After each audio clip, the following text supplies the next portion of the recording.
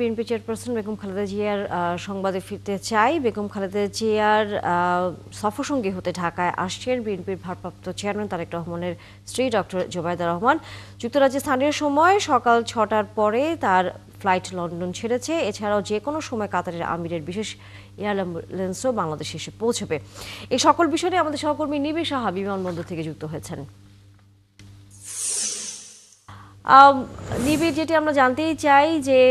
Doctor Zubaida Rahman তিনি বাংলাদেশে কখন এসে পৌঁছাচ্ছেন এবং এয়ার অ্যাম্বুলেন্সের যে কারিগরি ত্রুটির কথা আমরা শুনছিলাম যার জন্য কিছুটা বিলম্ব হচ্ছে সেটি বাংলাদেশে এসে পৌঁছতে, সেই বিষয়ে সর্বশেষ কি খবর পেয়েছেন, কতটা সময় লাগতে পারে?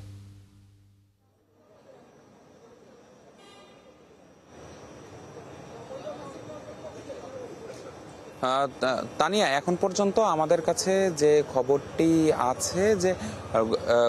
বাংলাদেশ সময় রাত 12টায়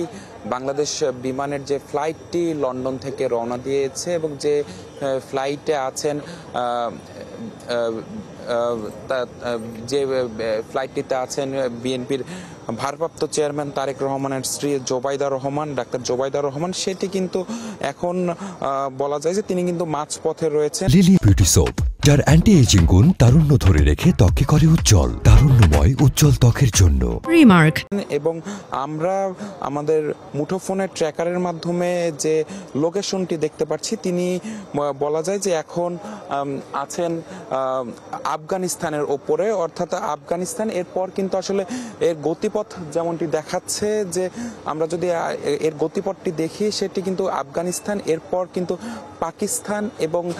ভারত, এরপর কিন্তু আসলে সেটি বাংলাদেশের আকাশসীমায় প্রবেশ করবে এবং তারপর আসলে সেটি হজরত শাহজালাল আন্তর্জাতিক বিমানবন্দরে অবতরণ করবে এবং রাত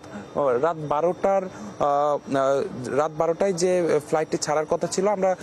যেমনটি তথ্য পেয়েছি যে সেখানে প্রায় 1 ঘন্টা বিলম্বে সেই ফ্লাইটটি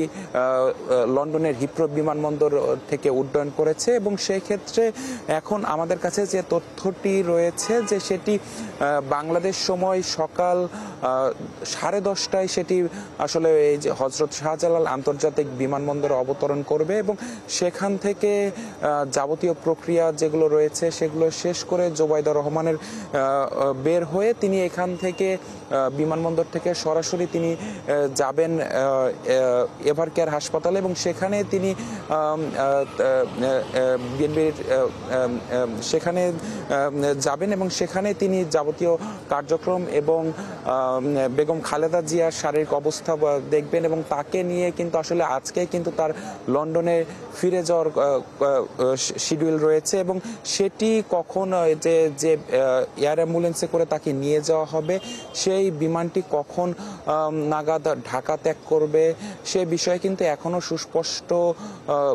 করে সময় জানানো হয়নি। তবে এখন পর্যন্ত যে তথ্যটি আমাদের কাছে রয়েছে যে সেটি আসলে বিকেল 5টা কিংবা এর আশেপাশের সময়ে কিন্তু আসলে সেটি ঢাকা ত্যাগ করতে পারে, এমন তথ্য আমরা পেয়েছি। এবং এই মুহূর্তে যদি বলা যায় যে এখন কিন্তু ডাক্তার জোবায়দা রহমান তিনি কিন্তু মাঝপথে রয়েছেন এবং এরপর এখন যেহেতু আমরা মুঠোফোনে আমাদের যে ট্র্যাকারের মাধ্যমে আমরা যেমনটি দেখতে পাচ্ছি যে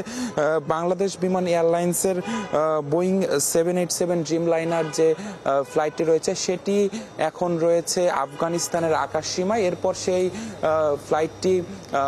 পাকিস্তানের আকাশসীমায় প্রবেশ করবে, এরপর সেটি ভারতের আকাশসীমা পার করে এরপর সেটি বাংলাদেশের আকাশসীমায় আসবে। তো সেই ক্ষেত্রে 1 ঘন্টা বিলম্বে যে সময়সীমা